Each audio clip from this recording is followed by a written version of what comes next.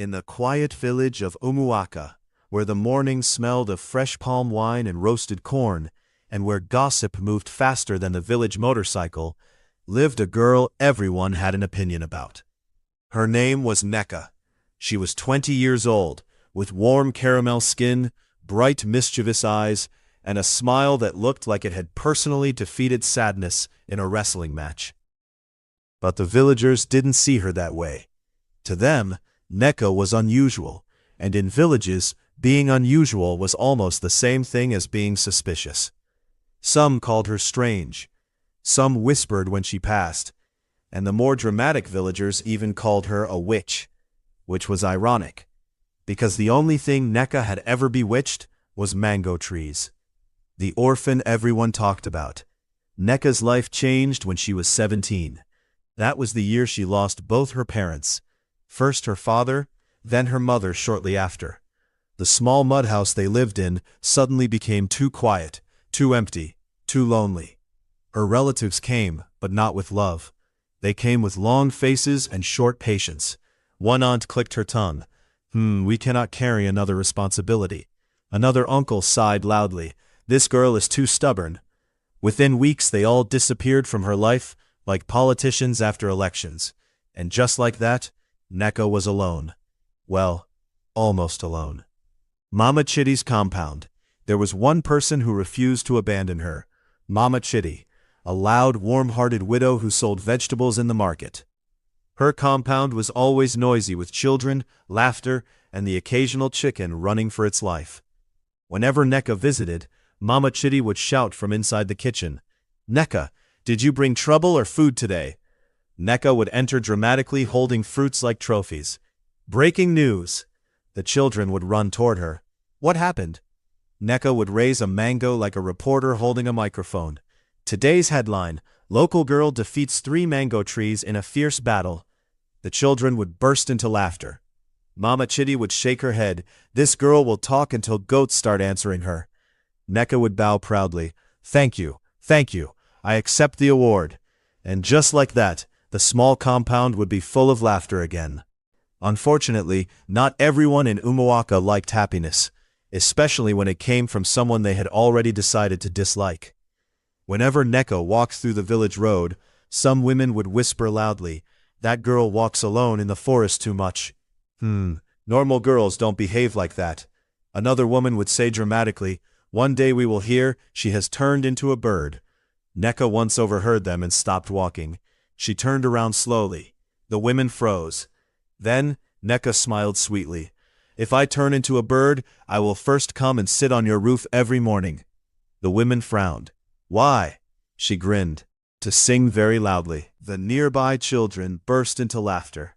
The women walked away annoyed, but Neka simply shrugged. If people want to gossip, at least let them gossip about something interesting. One thing about Neka was certain: if a tree had fruit, Neka would eventually be on it. She climbed trees with the confidence of someone who believed gravity was only a suggestion. One sunny afternoon she stood under a very tall coconut tree in the forest. She looked up. Then placed her hands on her waist. "Coconut, today is your last day of freedom." And up she went. Halfway up the tree, 3 village girls walked by. They stopped immediately. One pointed upward. "Look!" Another girl burst out laughing. "Which man will marry a girl who climbs trees like a monkey?" The third girl shook her head. "She will marry a monkey." Neka heard them clearly, but she continued climbing like nothing happened.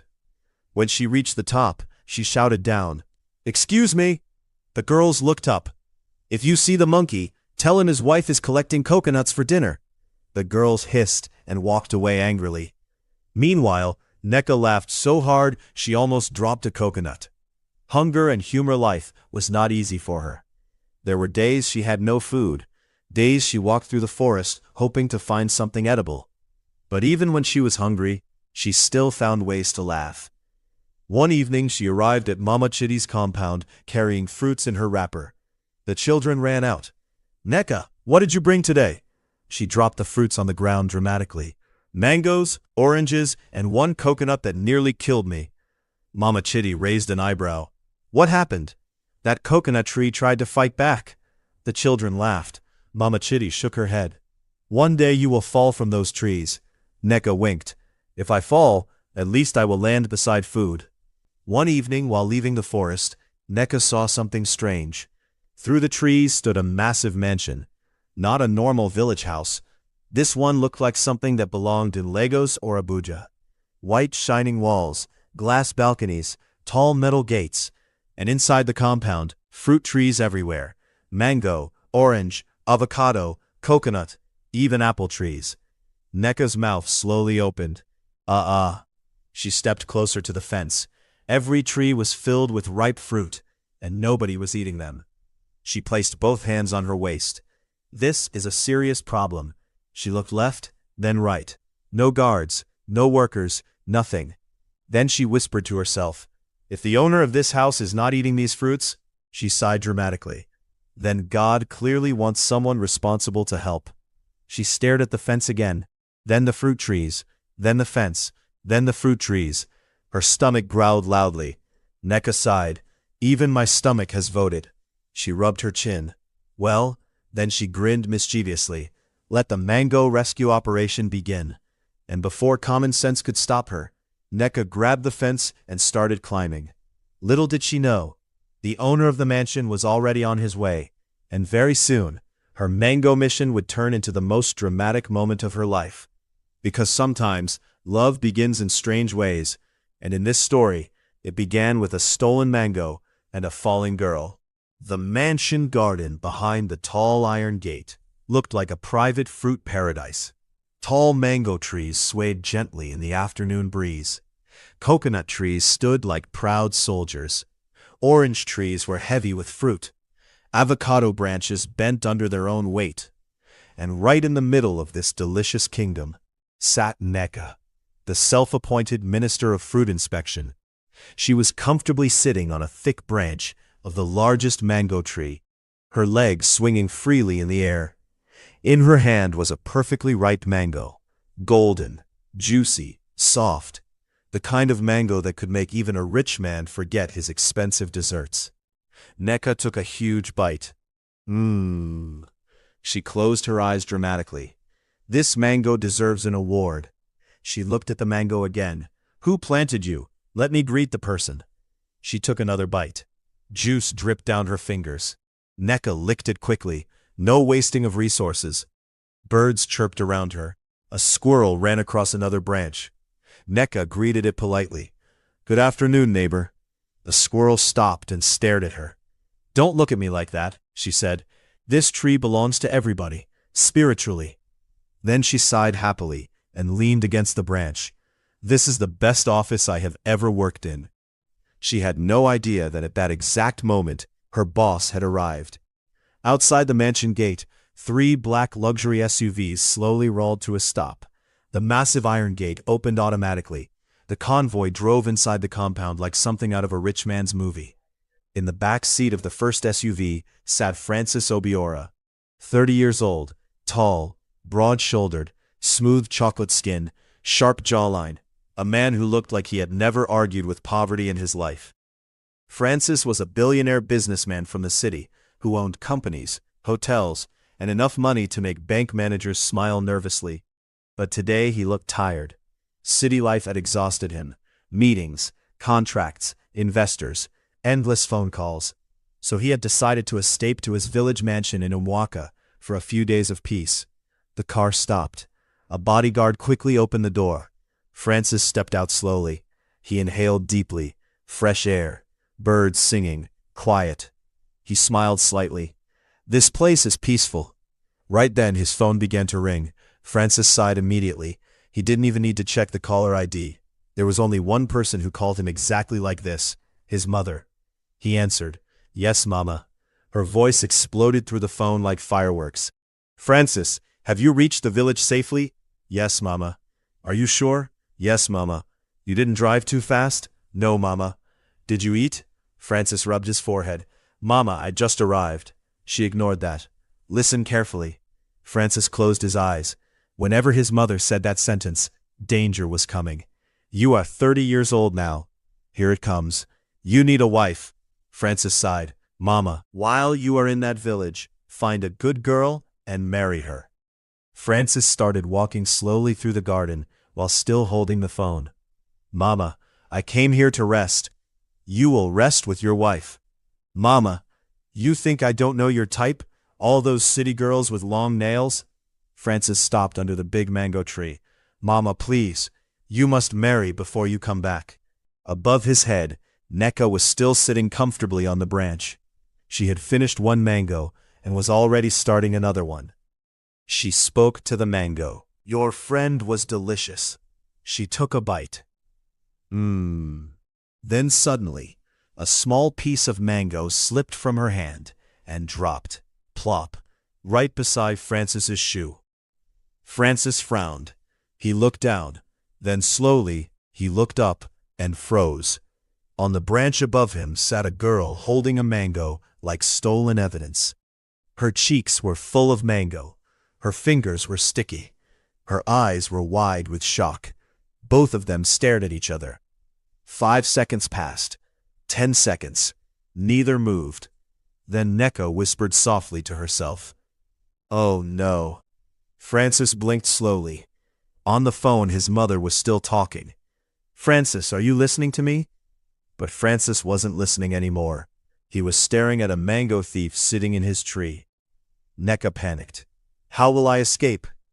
Her brain began calculating possibilities. Jump and run? Pretend to be a bird? Become invisible? Unfortunately, none of those skills were available. Then suddenly, the branch shook. Neka screamed. Ah! She slipped. Her feet lost balance. And before gravity could be negotiated, Neka fell from the tree. Francis reacted instantly. He dropped his phone and stretched his arms. Thud. Neka landed directly in his arms. For a moment, everything froze. Neka looked up at him. Francis looked down at her. They were very close. Too close. Close enough to feel each other's breath. Close enough to notice things. Her bright eyes. Her soft caramel skin. The mango scent on her lips. Neka suddenly gasped. Ah! Francis blinked. You caught me. She looked confused. I mean, you caught me stealing. He tried not to laugh. He gently placed her on the ground. Immediately, Neka dropped to her knees dramatically. My lord, please forgive me. Francis raised an eyebrow. My lord? She raised both hands. I came in peace. You broke into my house. She pointed to the mango. I came for mango diplomacy. Mango, what? Hunger negotiations. Francis almost laughed. How did you enter my compound? She pointed proudly. The fence. You climbed the fence? Yes. You climbed the tree? Yes. You stole my mango? She held up the half-eaten mango. Francis finally burst into laughter. Real laughter. Deep laughter. He hadn't laughed like that in years. He wiped his eyes. What is your name? Neka. And why are you stealing fruit? She sighed dramatically and placed her hand on her chest. I am not stealing. Oh, really? I am conducting emergency hunger operations. Francis laughed again. Then she suddenly became quiet. She looked down. I was hungry. Her voice softened. I am an orphan. For a moment, the humor faded. Francis studied her face carefully. Then he sighed. Stand up. She stood slowly. You won't punish me? No. Her eyes widened. Really? Yes. Her face suddenly lit up. Ah, God bless you. Then she quickly added, if you ever need fruit-tasting services, I am available. Francis laughed again. Go home, Neka. She nodded and started walking away. Halfway to the gate, she turned around and shouted, Your mango is very sweet. Francis shook his head, smiling. That girl. He had no idea that this ridiculous moment, this strange encounter with a dramatic mango thief, was about to completely change his life. And that night, inside his luxurious modern bedroom, while sleeping on a bed worth more than most village houses, the only thing Francis Obiora would dream about was a girl laughing on a mango tree. He was staring at the ceiling and thinking about a mango thief. A billionaire's problem. Francis turned to the left side of the bed. He sighed. Then he turned to the right side. He sighed again. This is ridiculous. He sat up suddenly. Why am I thinking about that girl? He rubbed his face. I run companies worth billions. He pointed at himself. I negotiate with international investors. Then he sighed again. And today, I spent 10 minutes arguing with a girl who said she was conducting hunger negotiations. He lay down again. Eventually, sleep finally defeated him, and then the dream came. In the dream, he was walking through the garden again. The mango tree stood tall, and Neka was sitting on the branch again. She waved at him happily. Welcome back, mango landlord. Francis crossed his arms. You're stealing again. She shrugged. Research continues. Then she suddenly jumped down from the tree, but this time, instead of falling, she landed gracefully. Then she walked closer to him. Closer, closer. Her eyes sparkled. You should eat mango too, she said softly. Then she leaned forward. Francis suddenly woke up. He sat upright in bed, breathing heavily. What kind of dream is this? He looked at the clock. 2:13 a.m. He sighed. I am dreaming about a fruit thief. He lay back down, but sleep refused to return. Early the next morning, Francis decided to take a walk in the garden. The sunlight was just beginning to stretch across the compound. Birds sang from the tall trees. The air smelled fresh. As he walked toward the mango tree, something caught his attention. A small, colorful scarf lay on the ground near the tree trunk. Francis bent down and picked it up. He stared at it quietly. Then he remembered. Neka. He looked up at the mango tree again. For some strange reason, he smiled. Meanwhile, in the village, back in the village center, a group of girls had gathered near the roadside well. And like most village gatherings, the topic of conversation had already become Neka. One girl scoffed loudly. I saw her yesterday. Another leaned forward. Where? Coming from the rich man's mansion. The third girl gasped dramatically. What was she doing there? The first girl rolled her eyes. What do you think? Probably stealing fruit again. Another girl snorted. That girl has no shame. But one of them looked worried. Still, the rich man talked to her. The others frowned immediately. Impossible. He's a billionaire. And she climbs trees like a squirrel. Another girl added jealously. Look at her feet. She even walks barefoot sometimes. The girls continued gossiping. None of them noticed that an old woman nearby was listening quietly. The old woman chuckled to herself. Jealousy is already cooking in this village. Later that afternoon, Francis decided to explore the village surroundings. He followed a narrow path that led toward a small stream where villagers usually washed clothes. The sound of splashing water grew louder. And then he saw her. Neka. She was standing in the shallow stream, washing clothes. Her wrapper was tied around her waist. Her scarf was missing. And she was humming happily while scrubbing clothes like she had no enemies in the world. Francis leaned against a nearby tree and watched her quietly. She suddenly stopped scrubbing. She felt it. Someone was watching. Slowly she turned, and when she saw him, she froze. Her eyes widened. Ah! She quickly stood up straight. Good afternoon, Mango Landlord. Francis burst into laughter. Mango Landlord? She shrugged. You own the mango tree. He walked closer and sat on a large rock near the water. You left something at my house. Her eyes widened. My dignity? Francis laughed. No. He raised the scarf. This. Neka gasped. My scarf. She climbed out of the stream quickly and grabbed it. Ah, I thought the forest spirits stole it. Francis smiled. You forgot it under the mango tree. She nodded seriously. That tree causes too many problems. Francis shook his head. You climbed it? Yes. You stole mango? Yes. You fell on me? That part was not in the plan. Francis laughed again. Then Neka suddenly looked at him carefully. You laugh a lot when you are with me. Francis raised an eyebrow. Is that bad? No, she smiled. It means I'm doing my job well. What job? The first real conversation.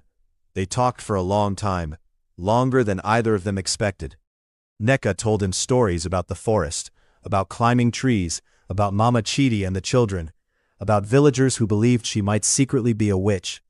Francis laughed so hard he nearly fell off the rock. You? A witch? She nodded proudly. Yes. What kind of witch climbs trees for mango? The hungry kind. Francis wiped tears of laughter from his eyes. Then he looked at her again, and something in his chest felt strange, warm, comfortable. Unfortunately, they were not alone. Two village girls passing through the path had stopped when they saw them. Their eyes widened. They whispered urgently, "Look, the billionaire! And he is sitting with Neka?" One girl nearly fainted from shock. "What is happening here?" The other girl crossed her arms angrily. "That tree climber thinks she can talk to a billionaire?" They continued watching, and the longer Francis laughed with Neka, the darker their faces became. By evening, the entire village would hear the news, and the gossip would spread like wildfire. As the sun began to set, Francis stood up. "I should go," Neka nodded. "Before the village begins writing stories about us." Francis smiled. "Too late," she laughed. "Well, let them talk." Francis studied her face for a moment. Then he said quietly, "I will see you again." Neka tilted her head playfully. "Are you coming for mango inspection?" Francis smiled. "Yes." "Good," she grinned, "because the mango research department is always open." Francis walked away laughing. But as he left, he didn't notice something important. For the first time in years, his heart was beating a little faster, and somewhere deep inside him, a quiet voice whispered something dangerous. He was starting to like the girl on the mango tree very much, and the village of Umuaka was about to witness the beginning of a love story that would make gossipers very busy for months. And unfortunately for them, this story was only just beginning. The discussion was already intense. One woman lowered her bucket dramatically. "I saw it with my 2 eyes." Another woman leaned closer. "Saw what?" "The billionaire," gasps. "The one living in the big mansion?" "Yes." And guess who he was talking to?" The woman paused for dramatic effect. Everyone leaned closer. Neka. The bucket rope slipped from someone's hand. "What?" One girl nearly screamed. "That tree climber?" "Yes." Another girl crossed her arms angrily. "That girl has no shame. She probably climbed his mango tree again." The girls immediately scoffed. "Impossible. That rich man can marry anyone in the city. Why would he choose a girl who steals fruit?" But deep inside, jealousy was already growing. Meanwhile, the billionaire's problem. Inside the luxurious mansion, Francis Obiora was pacing inside his living room. The room itself looked like something from a rich man's dream. Cream marble floors, tall glass walls, soft leather sofas imported from Italy, a chandelier hanging above like a small galaxy of lights. Yet the billionaire owner of this palace looked like a man suffering from a strange illness. He was thinking about Neka again. He stopped walking and spoke to himself. "This is ridiculous." He pointed at the ceiling. "I have meetings with international investors." Then he pointed toward the village. "And I am thinking about a girl who negotiates with mango trees." He sighed deeply. His assistant walked into the room. "Sir, your schedule for tomorrow." Francis raised his hand. "Cancel everything." The assistant blinked. "Everything?" "Yes." "Sir, you have a call with—" "Cancel." The assistant slowly nodded. "Yes, sir." Another staff member. "Our boss is in love." The staff member gasped. "With who?" The assistant whispered. "A mango thief." That evening, Francis decided to drive into the village to buy a few things from the local market. His sleek black car looked like a visiting alien among the dusty village roads. Children ran after the car shouting, "Big car! Big car!" Francis smiled as he drove slowly. Then suddenly, he saw someone walking along the roadside carrying a small basket. Barefoot, simple wrapper, confident walk. Neka. Francis immediately slowed down and stopped beside her. He rolled down the window. "Miss Mango Thief." Neka turned. Her eyes widened. "Ah, Mango Landlord." Francis laughed. "Where are you going?" She lifted the basket. "To the market." "What are you buying?" She looked inside the empty basket. "Hope." Francis raised an eyebrow. "Hope?" "Yes. For food." Francis burst out laughing. "You're unbelievable." She leaned closer to the car window. "You laugh too much when you see me." "That's your fault." She shrugged proudly. "My entertainment services are free." Then Francis looked at her carefully. "Come to dinner tonight."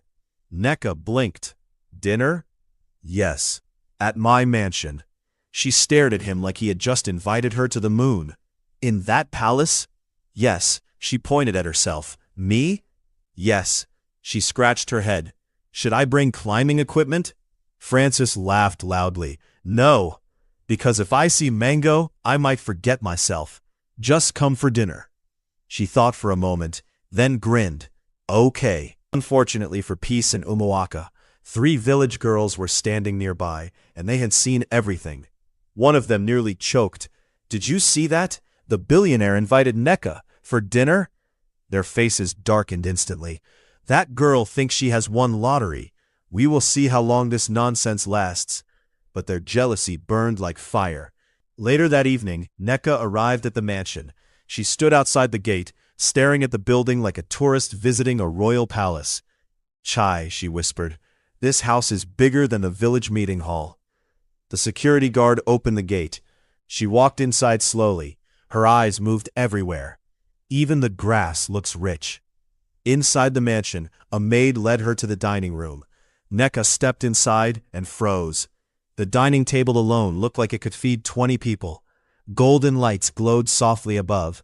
The entire room smelled like expensive food. Francis entered a moment later. Neka turned and gasped dramatically. Francis smiled. Sit.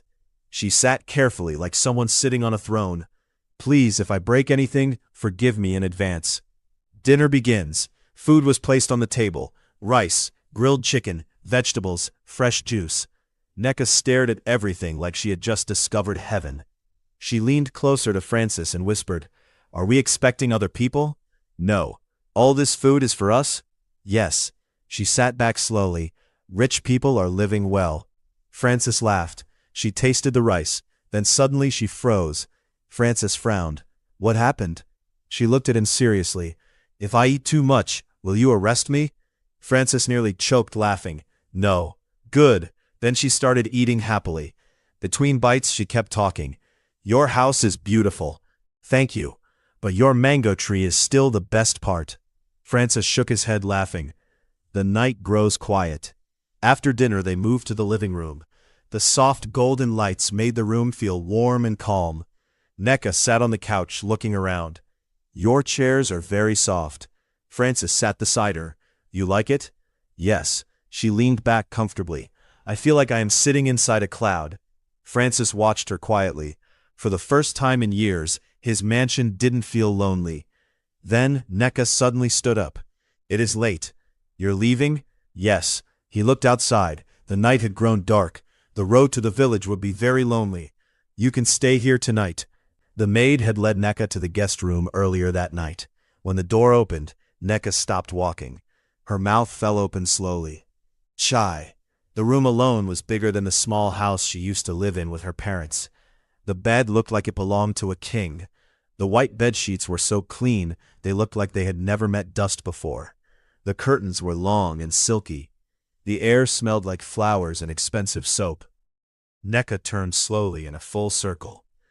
Even the pillows looked like they went to university. The maid smiled politely. If you need anything, just call. Neka raised both hands quickly. No, no, no. The maid blinked. I mean, thank you. When the maid left, Neka walked slowly toward the bed. She poked it carefully with one finger. The mattress sank gently. Her eyes widened. This bed is dangerous. She sat down slowly. The mattress swallowed her halfway. Ah, she quickly stood up again. No wonder rich people don't like leaving their houses. She looked around the room again. Maybe I should sleep on the floor. But then she looked at the marble floor. That one is too rich too. Finally she sighed. Well, if I break this bed, I will just run away before morning. And she carefully climbed into the bed. Down the hallway in the master bedroom, Francis Obiora was also not sleeping peacefully. He lay on his bed staring at the ceiling. He sighed, then turned left, then right, then sat up. This is not normal. He rubbed his face. A billionaire businessman, disturbed by a girl who climbs mango trees. He stood up and walked toward the window. The moonlight filled the room, and for some strange reason, he was smiling. She talks too much. She eats like someone competing in a food festival. And she nearly broke my mango tree. He sighed, then muttered quietly, and yet the house feels different when she is here. Around midnight, something strange happened. Inside the guest room, Neka suddenly sat up. Her stomach growled loudly. Ah! She held her stomach. You again. The mansion kitchen flashed in her mind. All that food, but she had been too shy to eat everything. Now hunger had returned to complete its work. Neka slowly climbed out of the bed. Just small food.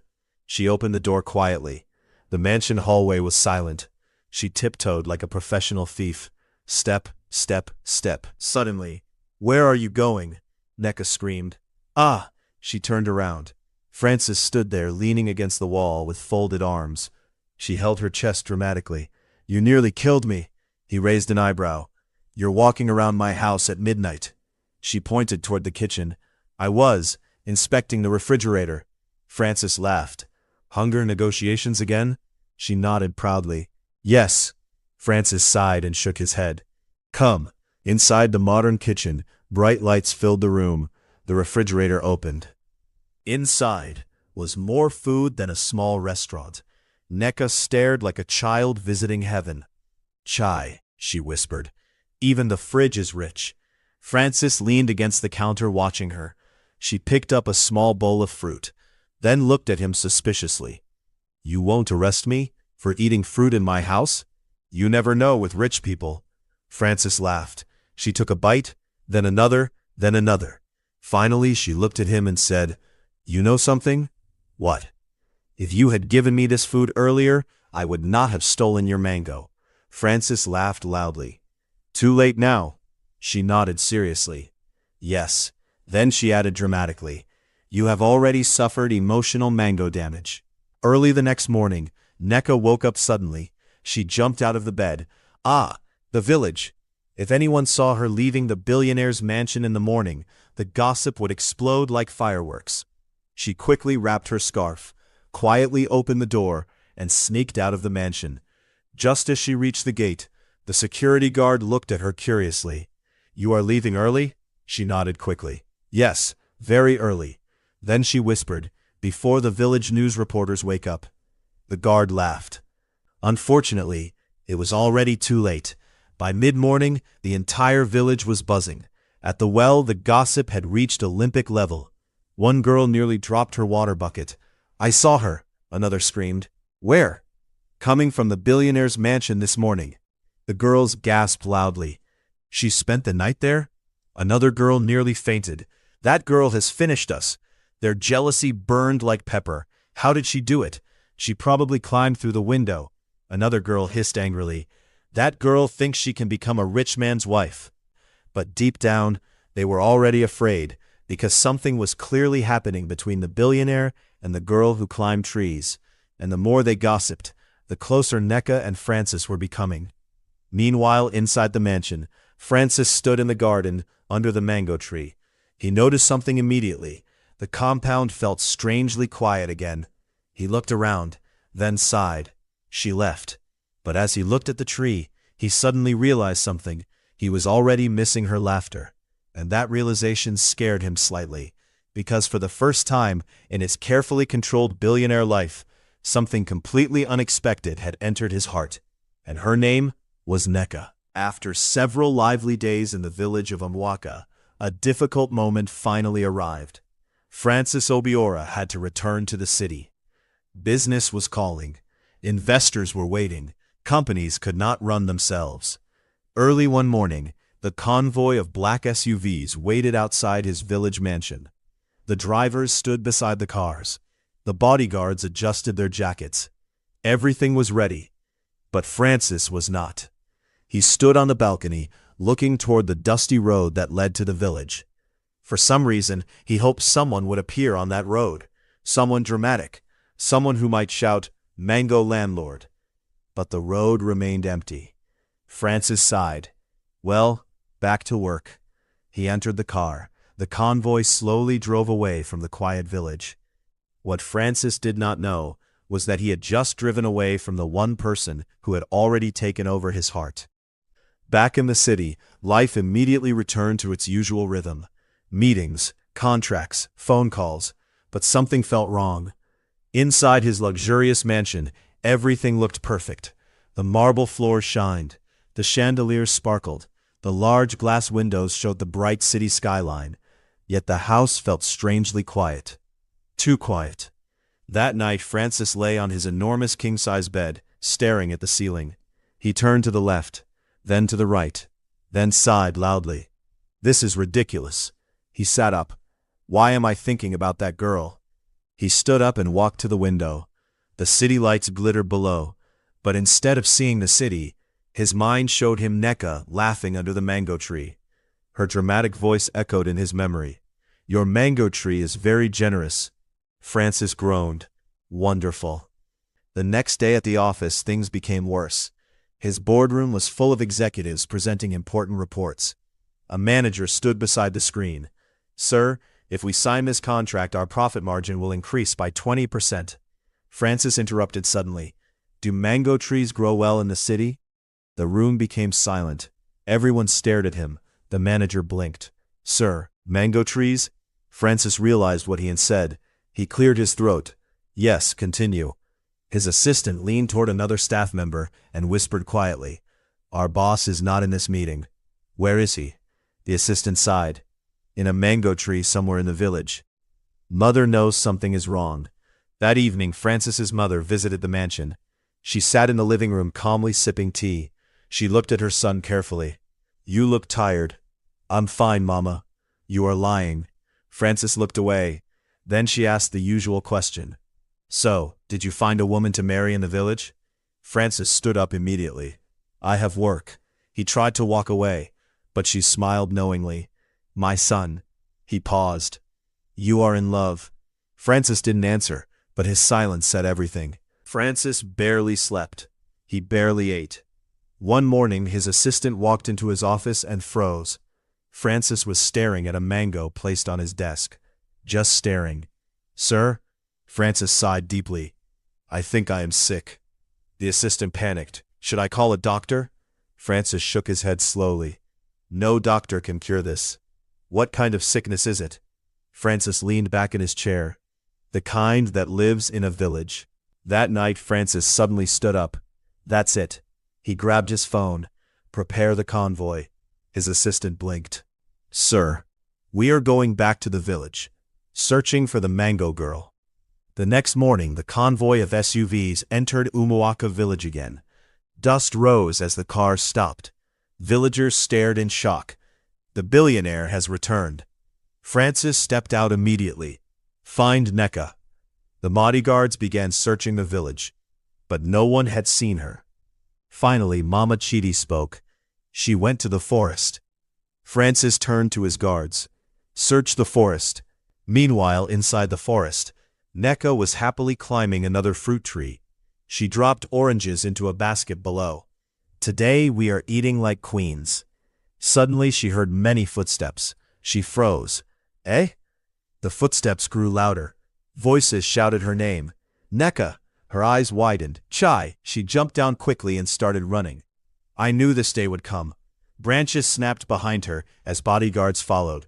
Stop! She ran faster. I am innocent. Then one guard shouted loudly. Francis sent us. Neka froze immediately. She turned slowly. You mean, Mango landlord? The guard sighed. Yes. She scratched her head.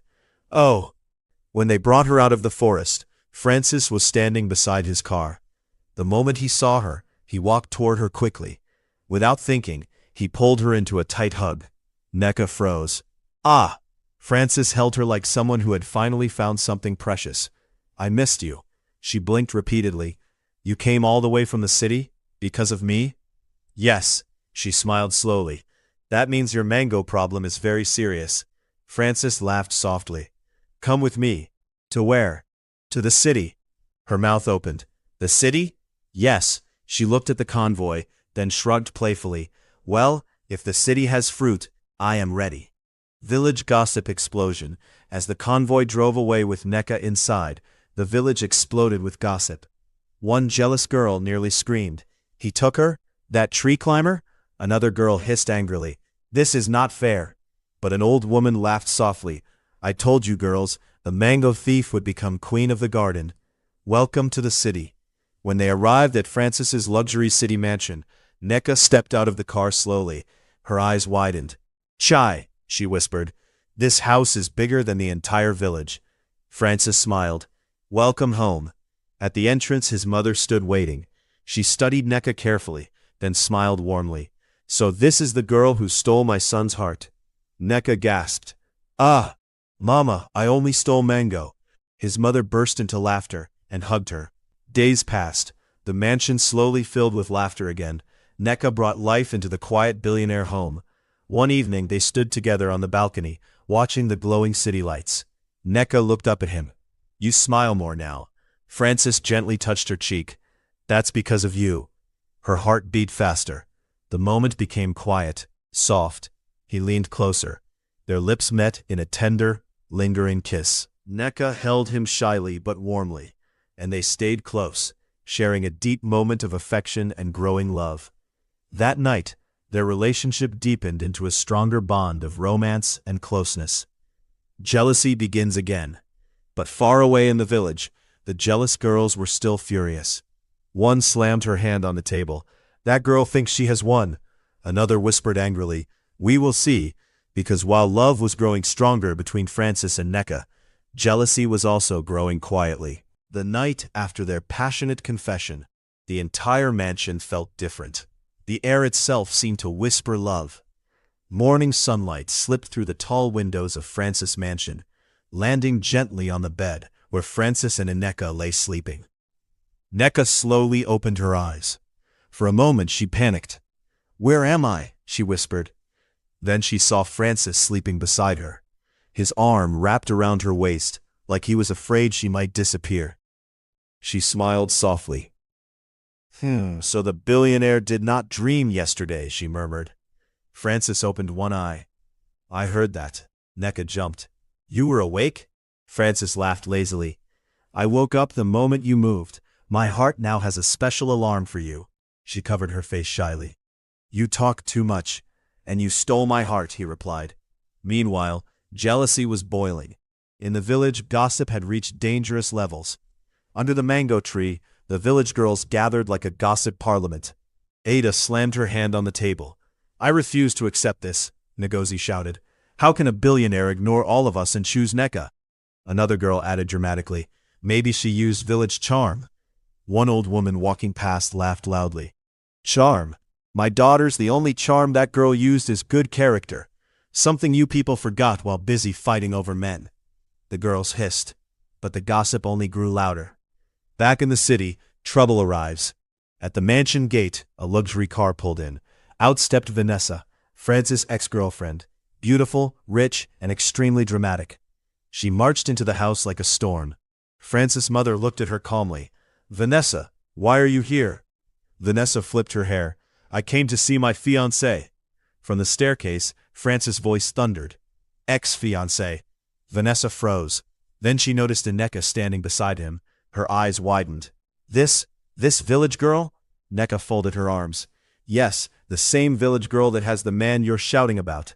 Francis almost laughed. Vanessa pointed angrily. "Francis, tell me this is a joke." Francis walked to Neka and held her hand. "This is not a joke. This is my future wife." The entire living room went silent. Vanessa gasped, like someone had stolen oxygen. "You chose her over me?" Francis shrugged. "You chose my money. She chose my heart." His mother clapped slowly. "Well said." Vanessa screamed, "This is not over." She stormed out dramatically. The butler whispered to another worker. Madam left like thunder without rain. They both burst into quiet laughter. That evening, Francis took Neka to the mansion garden. Candles glowed everywhere. Soft music played. Neka looked around in shock. "What is all this?" Francis suddenly knelt down. Her eyes widened.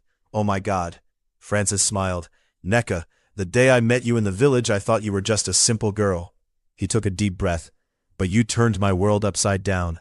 Neka's eyes filled with tears. "You taught me that love is not bought with money." He opened a small box with a beautiful ring. "Neka, will you marry me?" She covered her mouth. "Yes, yes, Francis." He slipped the ring onto her finger and lifted her into a hug. They both laughed like children. Months later, the entire village and city gathered for the most talked-about wedding. Villagers arrived in buses. One old man whispered, I came to confirm if the billionaire truly married our fruit-plucking girl. Another replied, My brother. Even the invitation card was shining. The jealous girls stood far away watching. Ada sighed. So, it really happened. Ngozi groaned. If only I greeted him first that day. Nearby, Francis heard them and laughed. Too late. Happily ever after. As the wedding ceremony ended, Francis held Nneka's hand tightly. You know my life will never be normal again, he said. Nneka smiled. Good. Normal life is boring. Francis laughed. His mother hugged Nneka warmly. You are not just my daughter-in-law, she whispered. You are the daughter I prayed for. Nneka's eyes filled with tears again. Later that night, under the moonlight, Francis pulled Nneka close. From a village forest to my heart forever. Nneka smiled softly, and from a billionaire's mansion to true love.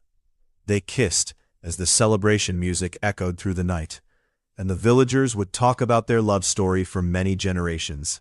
Never look down on people because of their background. Many people in the village laughed at Nneka, and some city people doubted her. But in the end, she became the woman who captured Francis's heart. This reminds us that great destinies can come from humble beginnings.